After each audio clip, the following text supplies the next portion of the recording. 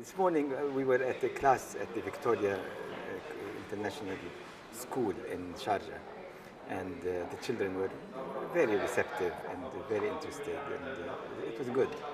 Young children or 16 to 18. Oh, okay. I mean, they're I'm old saying enough. children, but I should say young men and women.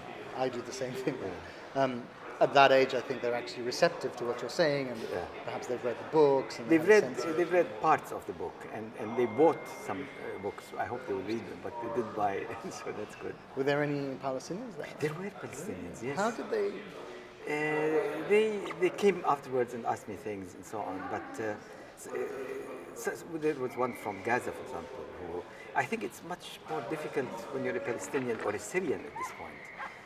When you are outside, much more difficult than when you are inside, because you hear things and you can't make out exactly what is the situation. So they wanted to know more, and they were interested in my experience, but they were shy, they were young people.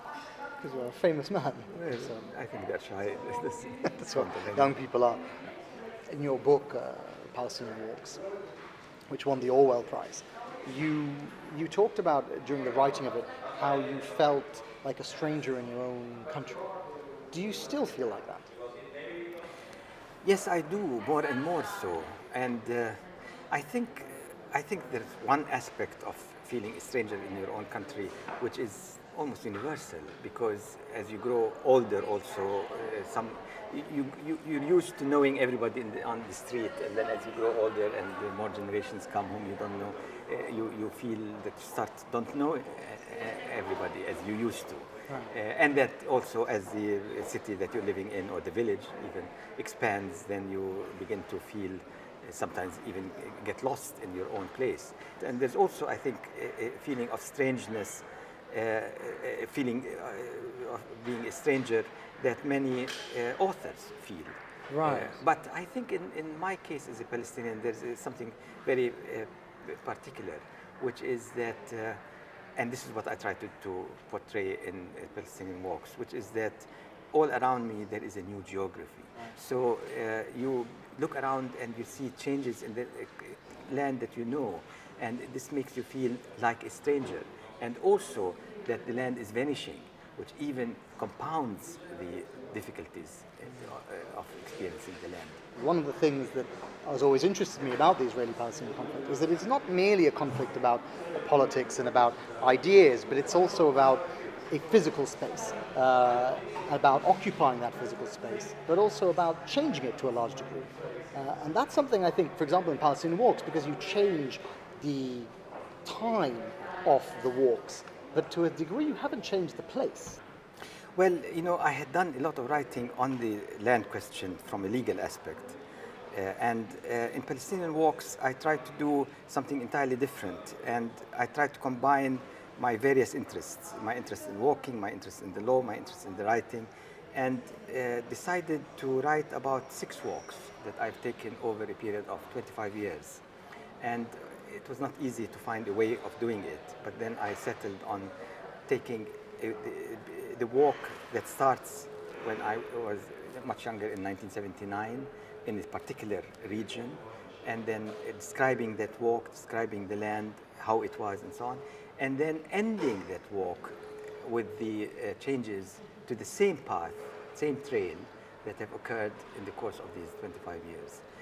And in the course of that, introduce the reader to the legal aspects, to cases, land cases that I handled and how they turned out.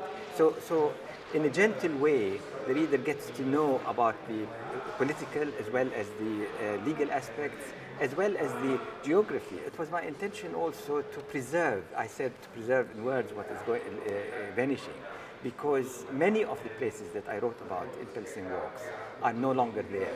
They have vanished because they have been built up. And many of the places that I describe and call by their original name, many of the young people now, and even old people, no longer know these names, because the Israelis, one of the things they're doing is renaming these places. And eventually and slowly now people are referring to a certain crossroad by the name that the Israelis have given it. Right. And they stopped even realizing what is the original name of that place, which is very sad and disturbing. Well, people have described Palestinian Walks as a travel book, but in a sense, it's really about a description of one place that almost becomes a different country during the course of the 25, 30 years that you described. Absolutely, absolutely. But I'm happy that it is described as a travel book, because this increases the number of people who would be reading it, because there are so many books on the Middle East and so many people who are tired of reading about the conflict. And so I think one of the ways in which the book was successful is it was well received by people who enjoy walking, who found that this is a book they can relate to, because it combines the love of walking and the love of the land, and also takes people on the walk, you know. Are you very hopeful about what's currently happening in Palestine, the political moves? Do you feel that there might be a resolution anytime soon? You know, I'm an incorrigible optimist, and unfortunately I find no colleagues in optimism. I keep asking people, are you hopeful? And I haven't found a single person who is hopeful. In fact, one person said, even if I see the agreement for peace, I wouldn't believe it, which is a terrible thing. But I think this is a mechanism for safeguarding oneself from despair. I feel hopeful, yes, I feel hopeful. I think there are so many changes that have occurred in the region, and so many changes in Israel and in the supporters of Israel around the world, and in the fear of so many of them about the future of Israel, that there are real changes that we cannot disregard when we assess the situation. And I think that the boycott movement and sanctions will play a very important and successful role, and will make all the difference, because as long as Israel is not suffering from the occupation is lucrative. Why should they change? There's no example in history where people simply withdrew because they felt bad about being occupiers or conquerors. And Israel is extremely powerful. So unless pressure is put, and we see the beginnings of pressure, nothing will happen. I want to say something which is, I've realized recently. For many, many years, I would always say that international law should be implemented and applied to Israel.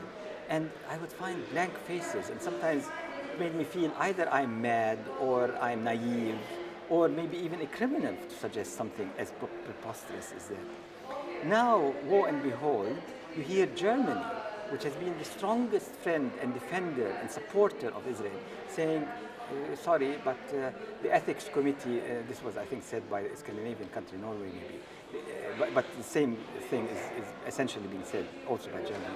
Ethics committee and international law does not allow us to deal with banks who support settlements which are illegal under international law.